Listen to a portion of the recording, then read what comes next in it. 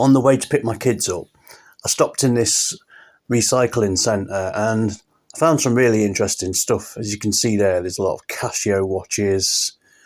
I didn't get time to check through everything because I was running late. There was lots of remote controls. They're all about £3 each. Again, I didn't get enough time to stop and look at them all properly. There was no real signal in there. But there was some really interesting stuff. So there was absolutely tons of bags. Too much for me to go through, in all honesty. But I found an absolute gem a little bit further along.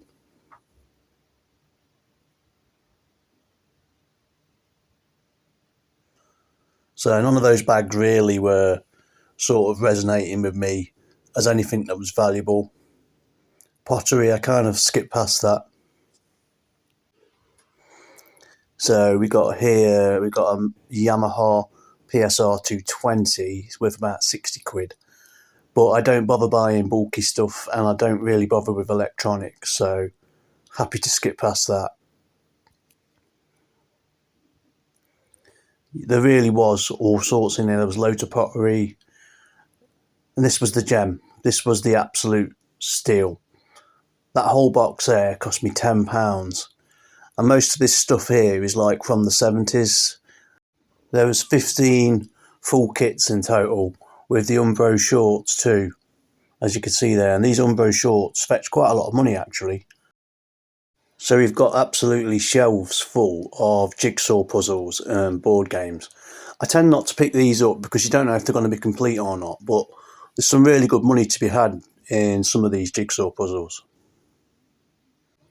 So there was also a lot of things like rollerblades, and these were a bit hit and miss on the completes. And you got vintage clothing, of course, in there. Most of them were like suits.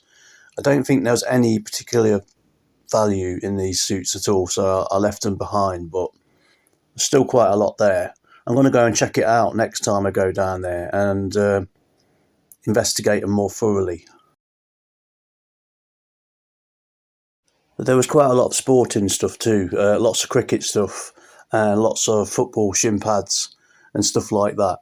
Again, it was getting the time to investigate the value. We got some golf shoes there. There was nothing on lists for them. I checked when I got home. But they're pretty decent. They were like £4. And then there's some old Reeboks, as you can see. They're leather, but they was really beat up, so I decided to leave them behind.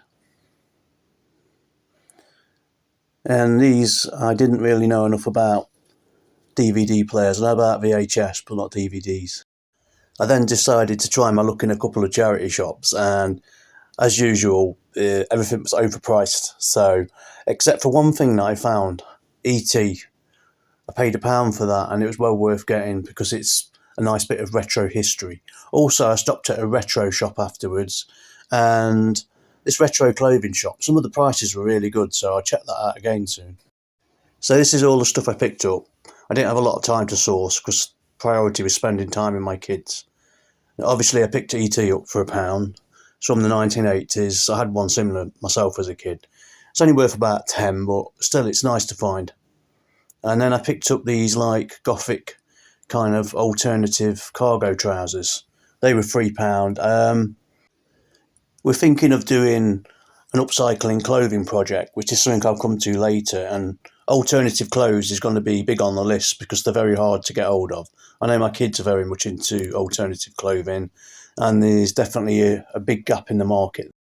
So I picked a brand new and sealed jigsaw puzzle. It's a centenary World War I jigsaw puzzle.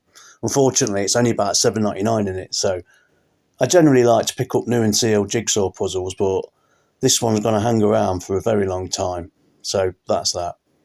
And then I picked up this vintage cap, ATF, I believe it's Miami Field Division. It's something to do with a gun club in America, I think, or something like that. It's by KC. So a bit more information on that later, but generally they do fetch about 15 quid. And of course, for Car Boot Chris, yeah, you got to pick a duck up, haven't you, when you see him for 50p. So that's going to go over to Car Boot Chris and he can put it in one of his competitions. So I managed to sell my first kit, $29.99, took an offer on it. And I want to say a big shout out to Flipping Chris here, who actually told me that these tops look very much like these Partick Thistle ones, and you can actually market them as basically the Partick Thistle style. So this is what these full kits look like, and that's a box full of them, 15 kits in there. Some of them have got like quite faded Umbro signs, some of them are quite good. And you get a pair of socks and these really cool Umbro shorts. And if you look at these Umbro shorts, they're fetching insane prices on eBay. So most of the prices for these shorts are like in between 80 and 100. But mine, unfortunately, aren't in the best condition. I've only got 3 of them that haven't got damaged elastic. Of the 3 undamaged Umbro shorts, one of them has got like lots of black stains on it. So it's whether I can get the stains out or not, I don't know. So the conditions aren't great, and they're all size 6, I believe, which is a junior size. So they're quite small. The tops are all sort of small sort of sizes. So this is a clear look at the Umbro tag, and it's single diamond, orange centered. So that basically tells me that it's before the 80s, or it might be early 80s, because I think it was about 1983 they phased this one out. But I'm guessing with the made in England and everything else, it's going to be about 1970s. So they're very similar to the Liverpool Umbro shorts, made in England, and they're size 6, which means they're junior. So unfortunately, that's going to lose a little bit of value because people are going to want the adult sizes. So overall, absolute cracking find. I'm really pleased with that.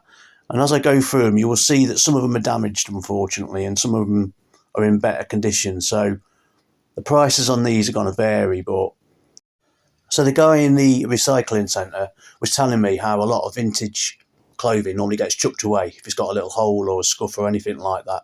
Some of these have got holes and scuffs, not many. They've all got different things going for them and things that they need probably a bit of restoration on. So quite a few of them have got like loose hems and stuff. This here is like a goalkeeper's top. And the tag I just literally cannot make out because it's shriveled up. There's no Umbro label on it, so I don't know with that one. I stuck it on eBay and it's getting a bit of interest.